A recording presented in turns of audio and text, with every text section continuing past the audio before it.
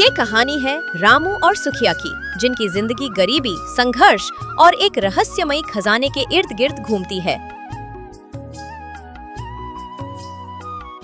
लीला, आज फिर मजदूरी नहीं मिली।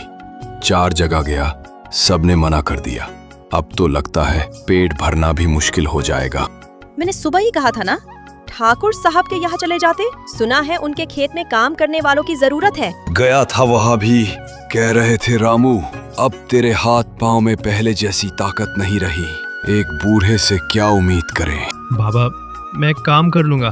स्कूल के बाद खेत में हाथ बटा दूंगा। आपकी मदद हो जाएगी। नहीं बेटा, अभी पढ़ाई पर ध्यान दो। खेत में काम करना आसान नहीं है। घर में खाने को कुछ नहीं था। रामू और लीला भूखे पेट सोने को मजबूर थे। अगली सुबह रामू भोर में उठकर काम की तलाश में निकल पड़ा। ठाकुर साहब, कुछ काम हो तो बता दीजिए। घर में भूख से हाल बुरा है। अब तुमसे काम होगा। जवान लड़के चाहिए।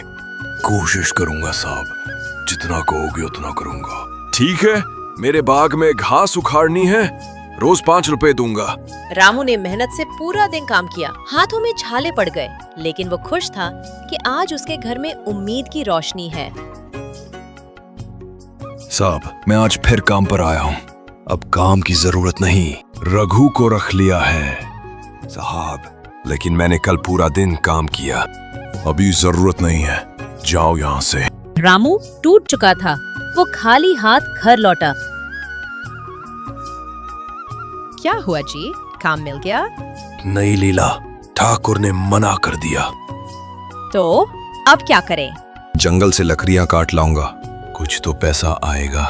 रामू रास्ते में सुखिया से मिला, जो खुद दुखी बैठा था। चलो साथ चलते हैं, 2 आदमी रहेंगे तो हिम्मत बनी रहेगी।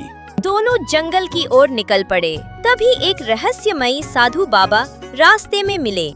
रुको बेटा, जंगल में खजाना है, लेकिन ध्यान रखना, लालच मत करना।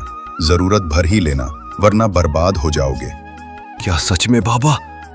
हाँ, पीपल के पेड़ के नीचे एक बक्सा है, लेकिन रास्ते में अगर कुछ अजीब दिखे तो पीछे मत देखना। रामू और सुखिया बाबा को प्रणाम करके उस रहस्यमयी पीपल की ओर बढ़ गए।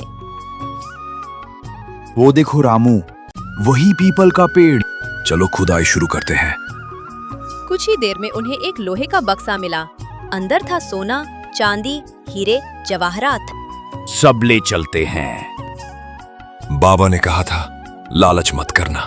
उन्होंने आधा खजाना लिया, आधा वहीं छोड़ दिया और चुपचाप लौट गए। इतनी देर कहाँ लगा दी? लीला, आज की रात हमारी किस्मत बदल गई। देखो ये खजाना। हे भगवान, मगर किसी को बताना मत। कुछ महीनों में रामू और सुखिया ने पक्के घर बना लिए, मेहनत से जीने लगे। पर ठाकुर और मुंशी को शक हुआ। मुंशी, पता करो ये अचानक कैसे अमीर हो गए। हुक्म सरकार, मैं सब पता लगाता हूँ। मुंशी ने सुखिया से बातों बातों में सच्चाई उगलवा ली।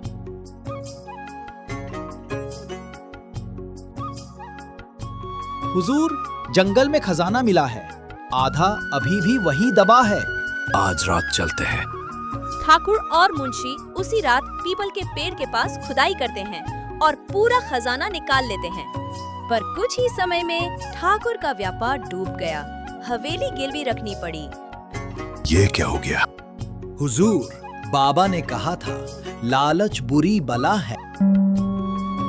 जिसने लालच किया वो बर्बाद हुआ, और जिसने जरूरत धर लिया उसने अपनी जिंदगी संवार ली। हेलो फ्रेंड्स, तो इस कहानी का क्रिएटर मैं हूँ। मेरा नाम है यशवर्धन चौहान। तो अगर आपको आज की कहानी से कुछ अच्छी सीख मिली हो तो प्लीज़ वीडियो को लाइक करके हमारे चैनल को सब्सक्राइब भी ज़रूर से कर दें, ताकि आपको आगे भी ऐसी वीडियोस मिलती रहे। हिंदी कहानियों के लिए हमारे चैनल को सब्सक्राइब करें